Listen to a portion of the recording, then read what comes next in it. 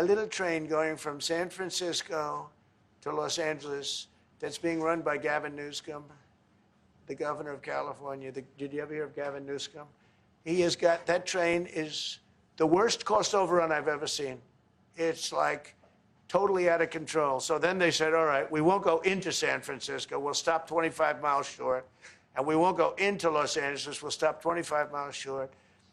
It's hundreds of billions of dollars for this stupid project that should have never been built. And then they realized that it would have been a lot less costly if we just gave limousine service back and forth and gave it free. They would have saved hundreds of billions of dollars. They have airplanes that go there for one 1/100th the cost.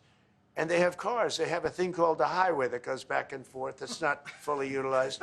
And they got involved with this project. And Gavin, you know, I always liked Gavin. I had a good relationship with him. I just got him a lot of water. You know, I sent in people to open up that water because he refused to do it. And we just got him a lot of water. If they would have had that water, and if they would have done what I said to do, they wouldn't have had the fires in Los Angeles. Those fires would have been put out very quickly. But if you think about it, and you got to take a look at this, it's the worst cost overrun I've ever seen. I've watched a lot of stupid people build a lot of stupid things, but that's the worst cost overrun I've ever seen, what's happening between San Francisco and Los Angeles.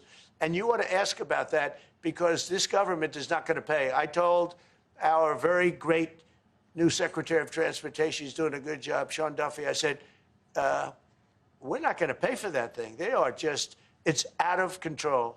This is something that you don't have things like this. It's not even conceivable. Like 30 times over budget, 30 times. And I'd love him to run for president on the other side. You know, I'd love to see that. But I don't think he's going to be running, because that one project alone, well, that and the fires and a lot of other things pretty much put him out of the race.